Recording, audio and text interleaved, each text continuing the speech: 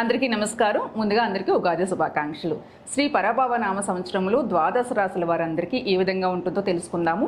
తెలియజేయడానికి మనతో ఉన్నారు ప్రముఖ ఆధ్యాత్మికవేత్త, జ్యోతిష్య పండితులు మరియు తంత్ర సాధకులు బ్రహ్మశ్రీ సుభాష్ శర్మ గురుగారు ఉన్నారు. మాట్లాడదాం.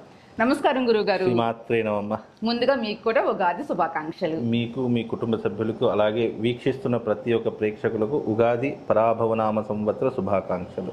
గురుగారు, ధనుస్సు రాశి వారికి ఈ సంవత్సరం అంతా ఈ విధంగా ఉండబోతుంది. తప్పకుండా తెలియజేస్తాను. ముందుగా వీక్షిస్తున్న ప్రేక్షకులందరికీ శ్రీమాత్రే నమః, శ్రీ గురుభ్యో నమః. ముఖ్యంగా ధనస్సు రాశి వారికి అష్టమ స్థానంలో గురు సంచారము, చతుర్థ స్థానంలో శని సంచారం నడుస్తుంది. అష్టమ స్థానం అనేటటువంటిది, చతుర్థ స్థానం అనేటటువంటిది చాలా బ్యాడ్ పొజిషన్. ఈ సంవత్సరంలో ఏదైనా రాసుల వారికి దారిద్ర్యం వెంటాడుతుంది అని అంటే అది ధనస్సు రాశి అని చెప్పుకోవాలి. ఎందుకంటే అష్టమ స్థానంలో గురు సంచారం అనేటటువంటిది అష్ట కష్టాలను తెచ్చిపెడుతూ ఉంటుంది. అర్ధాష్టమ శని అంటే ఏలినాటి శని కంటే అర్ధాష్టమ శని మరీ విపరీతమైన కష్టాలను తెచ్చిపెడుతూ ఉంటుంది. కనుక ఈ సంవత్సరం ధనుస్సు రాశి వారు ఎవరైతే ఉన్నారో వాళ్లకు గడ్డు కాలము అని చెప్పుకోవచ్చు.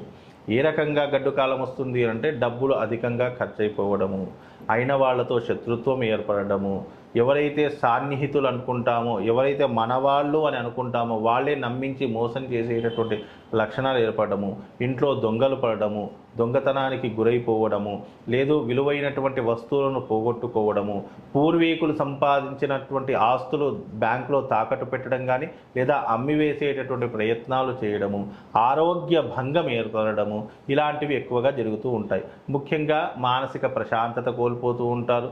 కొంతమంది జీవితాల్లో డబ్బు ఉన్నప్పటికీ కూడా ప్రశాంతత అనేటటువంటిదే కరువైపోతూ ఉంటుంది. భార్య భర్తల మధ్య గొడవలు ఏర్పడుతూ ఉంటాయి. అలాగే అర్ధాష్టమ శని వల్ల వీళ్ళకు మానసిక ప్రశాంతత లేకపోవడము, ప్రతి ఒక్క పని, ఏ పని అనుకోండి పెండింగ్లోనే పడిపోతూ ఉంటుంది. అనుకున్న సమయానికి ఏ పని కూడా జరగదు. దానివల్ల మానసిక ఒత్తిడి పెరిగిపోతుంది. దానివల్ల పైరవీలు చేసుకోవడము లేదా దొంగదారిలో వెళ్ళి పనులు చేసుకోవడం ఇలాంటివి ఎక్కువగా జరుగుతాయి. దానివల్ల డబ్బులు అధికంగా ఖర్చు అవుతూ ఉంటాయి. కొన్నిసార్లు నీలాప నిందలు పడడము, పోలీస్ స్టేషన్ వ్యవహారాదుల్లో చిక్కుకోవడం, చెయ్యనటువంటి నేరానికి కూడా పోలీస్ స్టేషన్లకు కోర్టు చుట్టూ తిరగడము, ఇలాంటివి ఎక్కువగా జరిగేటటువంటి లక్షణాలు ధనుస్సు రాశి వారి యొక్క జీవితంలో ఏర్పడతాయమ్మా. మరి తీసుకోవాల్సిన జాగ్రత్తలు గురుగారు? ముఖ్యంగా ధనుస్సు రాశి వారు భగవతారాధన తప్పనిసరిగా చేసుకోవాలి. ధనుస్సు రాశి వారికి అధిపతి గురువు అవుతాడు కాబట్టి దత్త దర్శనం చేసుకోవడము, గురుచరిత్ర పారాయణం లాంటివి చేసుకోవడము, ఇలాంటివి తప్పకుండా ఆచరణ చేసుకోవాలి. లేదా భారస్పత్య తంత్రం, గురువుకి సంబంధించిన తాంత్రిక విధానంలో భారస్పత్య తంత్రము అనేటటువంటి ఒక అద్భుతమైనటువంటి పరిష్కారం ఉంది. దాన్ని చేసుకోవడం చాలా విశేషం.